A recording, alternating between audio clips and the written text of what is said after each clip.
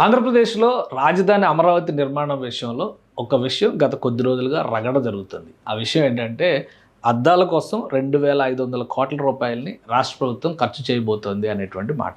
అసలు ఇందులో వాస్తవం ఏంటి? రాష్ట్ర ప్రభుత్వం కేటాయించినటువంటి 2,500 కోట్లు కేవలం అద్దాలు, నార్మల్ అద్దాలు బిగించడానికే ఖర్చు అవుతున్నాయా? దాన్ని విశ్లేషించేటువంటి ప్రయత్నం చేద్దాం.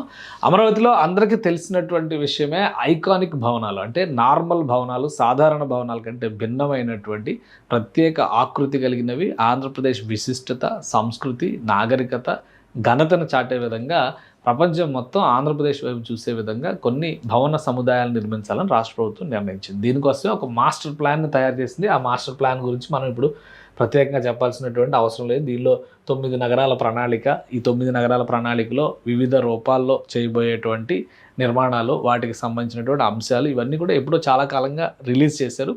నార్మన్ ప్లస్ పార్ట్నర్స్ కంపెనీ, అంటే అది ఒక అంతర్జాతీయ సంస్థ, వాళ్ళు డిజైన్ చేసినటువంటి ఐకానిక్ స్ట్రక్చర్స్ ఇవి. అయితే ఈ స్ట్రక్చర్స్ చేయడం అంటే కేవలం ఇది ఒక్కసారి మనం ఈ వీడియో, ఇది లేటెస్ట్ వీడియోనే ఇది, అంటే ఈ కూటమి ప్రభుత్వం వచ్చిన తర్వాత మళ్ళీ అప్డేట్ ఇచ్చినటువంటి వీడియో అనమాట. ఇందులో కొన్ని విషయాలు మనం అబ్జర్వ్ చేయాల్సినటువంటి అవసరం ఉంటుంది. Solar panels, ventilation and day lighting, అలానే rain water cycling, local materials, ఇక గృహ సర్టిఫికేషన్, టార్గెట్ ఆఫ్ 5 స్టార్స్. అంటే ఇవన్నీ ఎందుకు చేస్తున్నారంటే చూడండి, ఈ పైన ఉన్నటువంటి ఇవన్నీ కూడా మనకు జస్ట్ ఒక ఇమేజ్ లాగా కనిపిస్తున్నాయి, కానీ ఇవే అద్దాలు. ఇప్పుడు వీళ్ళు చెప్పినటువంటి అద్దాలు ఇవే అనమాట. ఇవన్నీ కూడా సోలార్ వేఫర్స్తో తయారు చేసేటువంటి అద్దాలు. అంటే పవర్ కన్జంప్షన్, పవర్ జనరేషన్ చేసే కెపాసిటీ ఉన్నటువంటి వస్తాయి. ఇది కేవలం అసెంబ్లీ భవనానికి సంబంధించి నేను చెప్తుంది. అలానే ఇదే తరహాలో ఈ ఐకానిక్ భవనాలు అన్నిటికీ కూడా 5 రకాల భవనాలు నిర్మిస్తున్నారు ఇక్కడ. ఒకటి హైకోర్టు, ఇంకోటి అసెంబ్లీ, తర్వాత 5 టవర్లు స్పెషల్గా ఉండేవి. ఇవి కాకుండా గేట్వే టవర్స్ అని చెప్పని వాటికి కూడా స్పెషాలిటీస్ ఉంటాయి, కానీ అవి లేవు. కానీ ప్రస్తుతం గవర్నమెంట్ కాంప్లెక్స్లో ఉన్నటువంటి ఈ భవన సముదాయం మొత్తానికి బిగించేటువంటి అద్దాలు, దానికి సంబంధించినటువంటి ఫేసెడ్ లైటింగ్ అంటారు. అసలు ఈ ఫేసెడ్ లైటింగ్ ఏంటి అనే దానికి కూడా ఒక ఉదాహరణ మీకు చూపిస్తాను.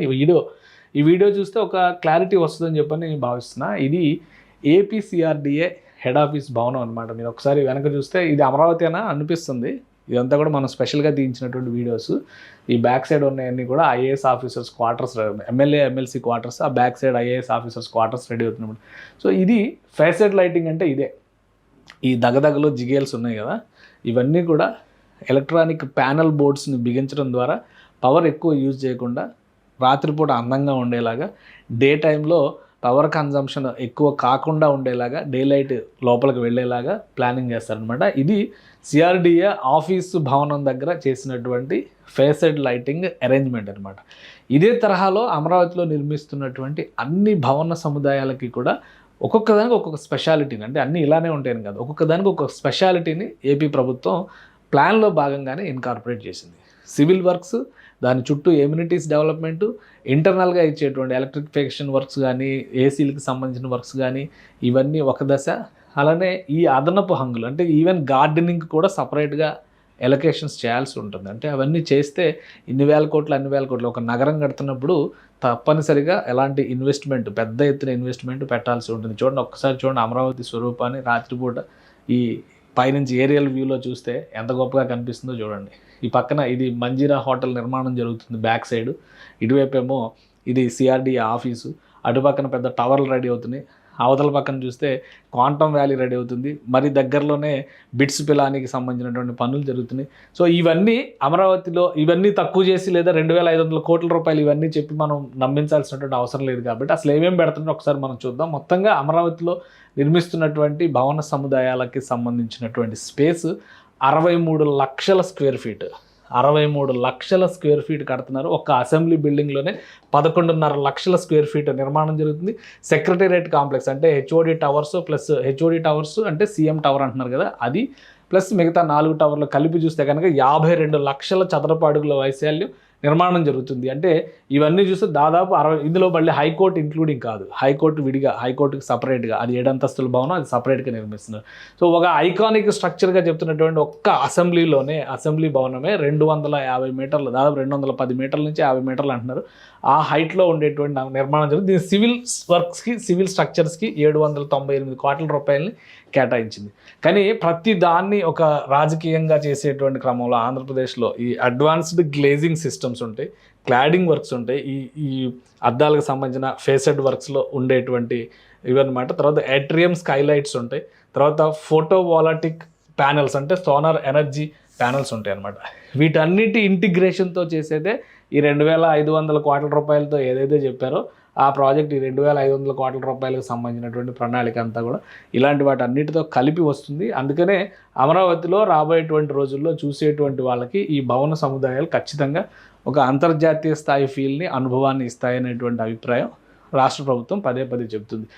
ఇదంతా కూడా ఇలానే కడతారా లేదా ఇది రియాలిటీలో వస్తుందా అంటే ఖచ్చితంగా రావచ్చు. ఎందుకంటే మనం అనేక రియల్ ఎస్టేట్ ప్రాజెక్ట్స్ని చూస్తున్నాం, అనేక గేటెడ్ కమ్యూనిటీస్ చూస్తున్నాం.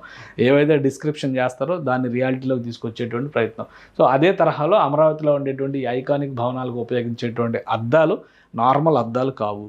వాటిని ఒక ప్రత్యేకంగా డిజైన్ చేసి న్యాచురల్ లైట్ వెళ్ళే విధంగా, అలానే పవర్ కన్జంప్షన్ తగ్గించే విధంగా, ఎండ వాన చలి చివరికి భూకంపాలను కూడా తట్టుకునే విధంగా ఒక డిఫరెంట్ స్ట్రక్చర్ని డిజైన్ చేశారు అమరావతిలో.